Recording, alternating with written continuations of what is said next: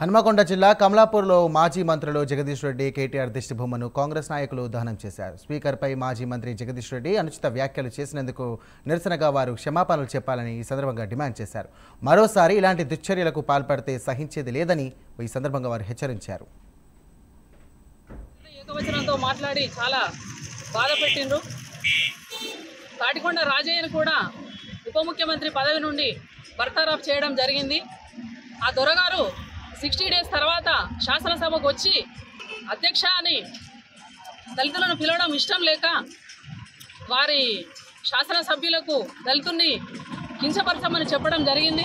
కాబట్టి వాళ్ళు దళిత స్పీకర్ను కించపరిచి బాధ పెట్టడం అనేది జరిగింది. కాబట్టి బీఆర్ఎస్ పార్టీని నామరూపాలు లేకుండా చేయాలి, బీఆర్ఎస్ పార్టీని బొందబెట్టాలి అని నేను కోరడం జరుగుతుంది.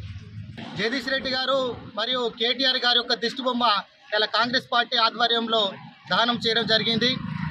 గతంలో చూసినట్టయితే కాంగ్రెస్ ఎమ్మెల్యేలైనా కాంగ్రెస్ మంత్రులైనా కూడా ఎప్పుడు కూడా ఈ కేసీఆర్ గారి ప్రభుత్వానికి దానిలో ఉన్న మంత్రులకు ఎప్పుడు కూడా నచ్చేది కాదు. మరి గతంలో చూసినట్టయితే తెలంగాణ అమలు కోసము ఆమోదం కోసము కష్టపడ్డ మీరా కుమార్ గారు నేరేలలో జరిగిన దళితులపైన దాడికి జరిగినప్పుడు వాళ్ళను పరామర్శించడానికి వచ్చినప్పుడు కేటీఆర్ గారు కనీసము అపాయింట్మెంట్ ఇవ్వని నీచుడు. మరి అదేవిధంగా ఒక దళితుడు వాళ్ళ కాంగ్రెస్ ప్రభుత్వం గుర్తించి స్పీకర్గా నియమించినందుకు అధ్యక్ష అనే మాట ఆయనకు ఇష్టం లేక ఇవాళ